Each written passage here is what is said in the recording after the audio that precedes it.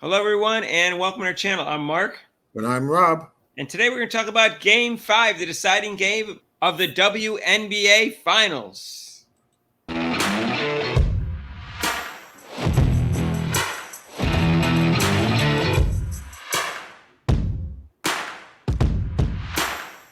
So, hey, if you haven't subscribed to our channel yet, please do so. Hit the notification bell when you do, so you get notified of our next videos.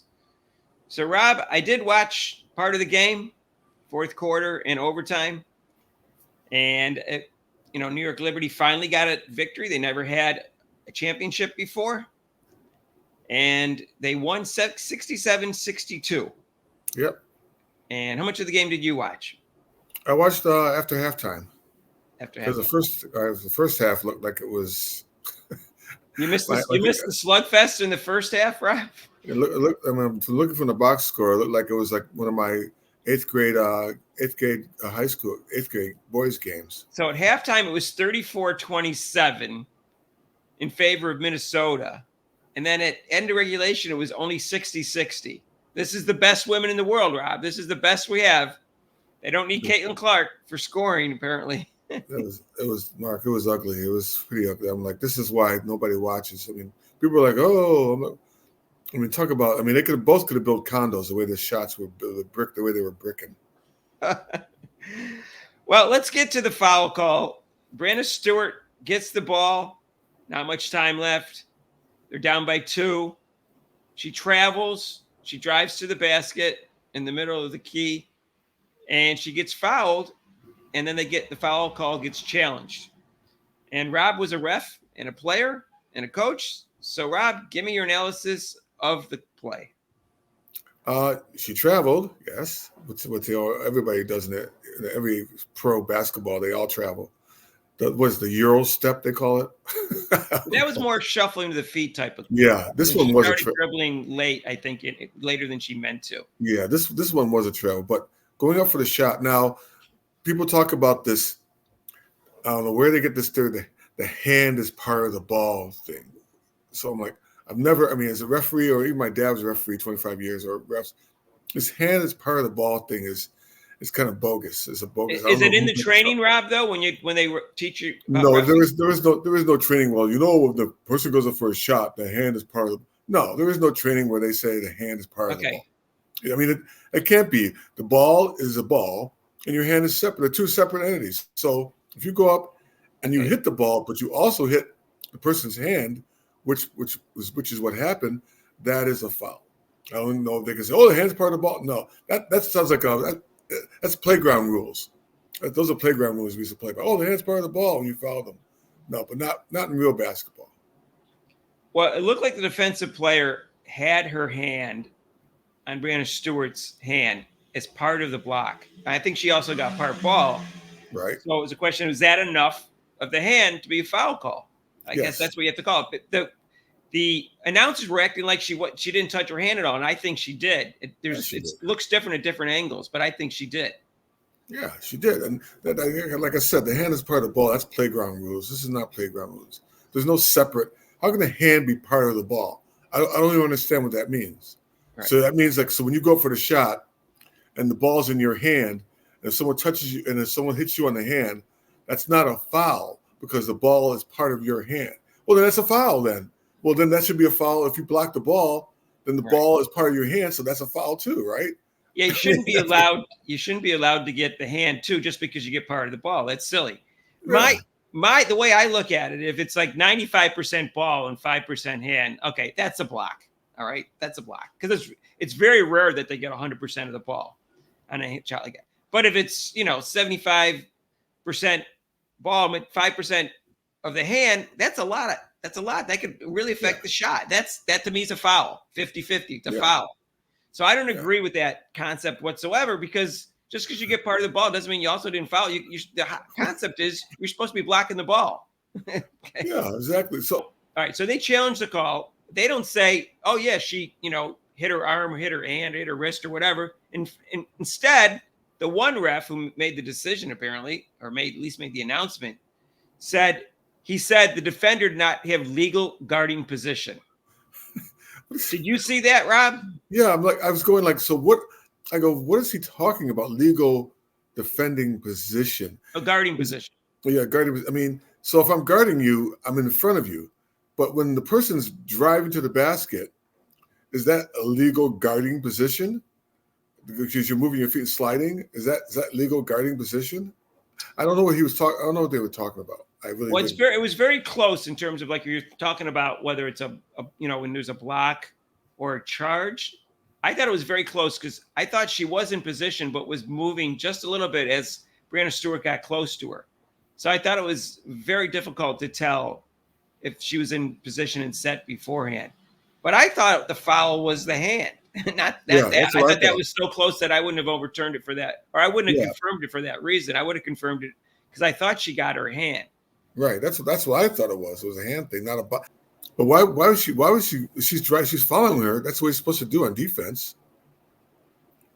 Right. So I don't know. It's but the main thing, Mark. The main thing is, like I'm sure we're gonna point out, they're actually whining about the referees. I'm falling on the floor laughing. Now you're calling the referees suck, huh? Oh, really? Is that Indiana Fever and Caitlin Clark did know that for 40 games this year, but 42 games actually. And here's the other thing: the Minnesota Lynx are the most physical team in the league. They commit more fouls than any other team. That's all part of why they play good defense, supposedly. And the reason they get away with it is because the refs suck and the league sucks, and they won't cut down on it and call the game tighter. I think they get away with a lot of fouls as it is. So if they're bitching about one foul call, I know. And even Nafisa Kyler fouls all the time, even though she's a great defensive player, because she knows she can get away with it in this league. She was even admitting that it was a physical game. Okay, so if you admit it was a physical game, that means it's physical on both sides. So why are you whining about the referees? The coach from New York whined about the last game where she didn't think that was a foul at the end of the game against Sabrina, and now she's whining about all the refs are horrible. I'm like, wow, right? Where have you been all season? And you can't go strictly by the number of free throws, the number of fouls called, because some teams are a lot more physical than others. For instance, in this particular game, the Minnesota Lynx were only 7 for 8 in free throws, while the New York Liberty went to the line 21 for 25 times as opposed to 8. In fact, Breanna Stewart went to the line, had 8 free throws, the same number as the whole team of the Minnesota Lynx. And in terms of number of fouls, the Minnesota Lynx were called for 21 fouls, and the New York Liberty was called for 17. So there was only 4 fouls difference called. It was the number of free throws was greater because probably they were in the bonus more often, right? And they were shooting fouls more often. So it wasn't that bad. It was 21 to 17. So you can't just look at the number of free throws. I could see if it was maybe 30 to 10. Then there'd be something wrong. I've done that before. I've pointed out during a game. I go to scoreboard or my scorebook. I'm like, and I go to referee. We've got 20 fouls. They have 5. What's the deal here? Come on. And if the refs did suck, I just want to point out this is Game 5 of the WNBA Finals. And if they do the way I think they should do, which I'm not convinced the WNBA does, those should be the 3 best refs in the WNBA, which isn't saying much, but they should be theoretically the best 3 or most experienced or whatever, highest rated refs in the WNBA, because it's Game 5 of the WNBA Finals. I know they don't use the same 3 for all 5 games, but for Game 5, they should use the 3 best. So if those are the 3 best, that's what you got. That's pretty sad. I know. These are the 3 best referees. Oh, my gosh. These are the 3 best. I know in the NBA, they don't use the same 3 refs for the whole 7-game series. 3 crews of 3, I think, that rotate through the NBA. But they still have the best, highest-rated 9 refs in the finals. And then as the ref during the season, you're biased against the player. You won't make a call that's right in front of you where the person gets hip checked or knocked to the ground. You're like, oh, well, it happens. And all those people who were complaining about Sabrina Ionescu being better than Caitlin Clark, they're kind of like giving Sabrina Ionescu a little bit of a hard time. She pulled a John Starks and shot 1 for 19. 1 for 9. But she hit that key 3-pointer. That's all that mattered. She hit a 3-pointer. She hit a shot. She was hesitant to take a shot. I don't blame her. But what I don't understand is why didn't she do the same thing that John Stark should have done? She should have driven to the basket more. Yeah, You know, that's what happens. Shots not falling, drive to the basket. You know, you have a cold. Caitlin Clark was 0 for 10 in the All-Star game. You know, it's just people have off games. Michael Jordan's had terrible shooting games before. Just drive to the basket. If you know, sometimes it's off. You lost your confidence. Yeah, that's what. If your shot's not, usually that's what I used to do. If my shot's not falling, well, okay, I'll just take it to the hoop and see if I can get my game going that way. You're not making the shots, so it's like, oh, okay. But they're two supposed superstars. Even though Jonquel Jones gets overlooked, she was the former MVP in 2021, by the way, and she was second team All-Pro this year, so she shouldn't be overlooked.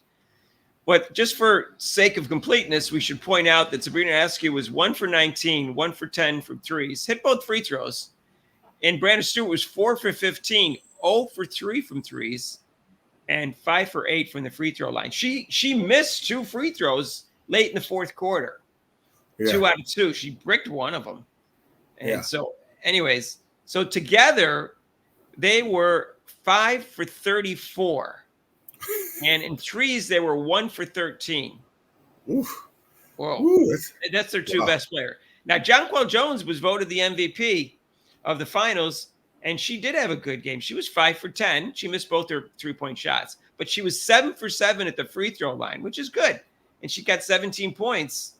So she played well each game, got 6 rebounds. So she played good defense, even though she's a little bit physical too for my taste. But you know what? Guess what?